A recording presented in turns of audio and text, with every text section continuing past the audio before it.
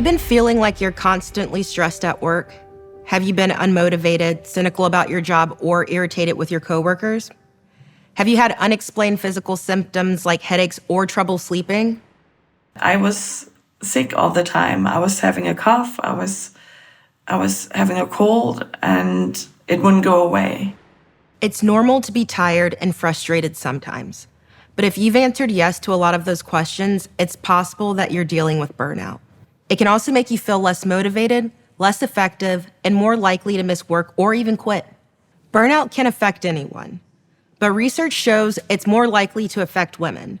To be clear, this has nothing to do with women's resilience and a lot to do with the social, political, and economic systems that are stacked up against us. It's also because 3 of the biggest work-related factors in burnout, overwork, lack of control, and unfair treatment, are much more common experiences for women all over the world. I experienced a big culture shift where I had a lot of autonomy, and then suddenly, after 10 years of a lot of autonomy, I had very little. When I spoke up instead of my thoughts being welcomed, I was sort of put under the microscope and subjected to a lot of kind of harsh criticism.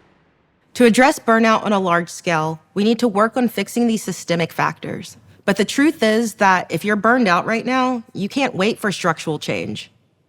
And you may not have the luxury of taking a break from work or switching jobs.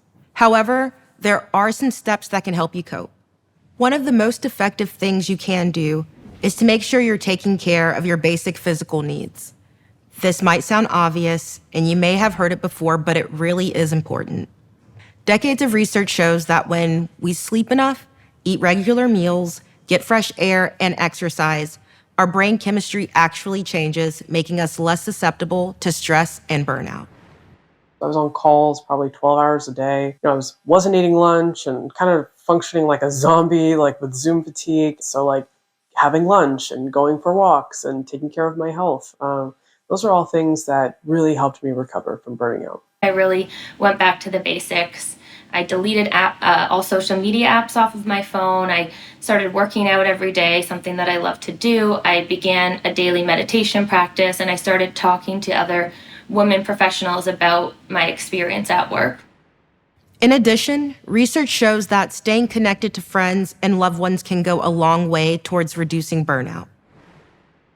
It's totally fine to reach out for help, especially when you have your friends asking, how you doing? Don't just say, I'm good. Say how you're really feeling. Depending on your situation, you might also be able to address some of the root causes of your burnout. If your overall workload is the biggest contributor, try to prioritize only the most important tasks. I used to say yes to everything everyone asked of me because I felt like I needed to go above and beyond, but I wasn't sleeping. So I had to start saying no. At home, that means focusing on the things that make the biggest difference for you and your family, and letting go of the things that don't matter as much. It's also worth thinking about whether you could delegate some work at home, although this unfortunately isn't an option for everyone. To reduce your load at work without hurting your career progress, ask your manager for guidance on what to prioritize. That means getting really clear about what's most important for success in your role and what you'll be evaluated on so you can focus your energy on those things. They asked me to do all of these DEI projects on top of my regular job, and I had to ask, would you rather me work on this multi-million-dollar project and the business unit that I'm running, or would you rather me work on diversity initiatives? Sometimes burnout is less about your workload and more about not having autonomy and control over your experience at work. If that's the case for you, start by identifying areas where you do have control. For example, maybe you can't set your own schedule, but you can choose not to respond to emails after work hours. I wanted to ensure that I was not going to check emails after a certain hour over the weekends. Once I actually realized that the world did not end when I did not check an email, then it got a lot easier for me to not check emails after hours. You can also identify specific changes that would help and talk to your manager about making them. That might mean asking for a variety in your assignments or for the permission to spend time on a side project you're excited about.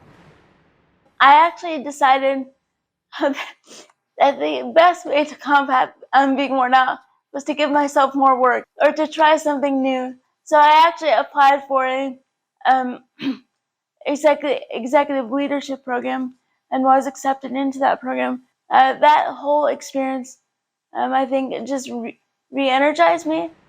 Finally, it's possible that you're burned out because you're being mistreated or overlooked at work. If that's the case, try to find someone who can advocate for you. Again, this would ideally be your manager, but if they're not supportive, it could be any colleague you trust. Explain what's going on and tell them how they can help. For example, if you've been repeatedly overlooked for promotions, maybe they can talk to someone in leadership about your work and why you're ready to move up. Above all, remember that burnout is a real issue and it's not your fault. Know that you deserve support, respect, and the time and flexibility you need to fully enjoy your work and life.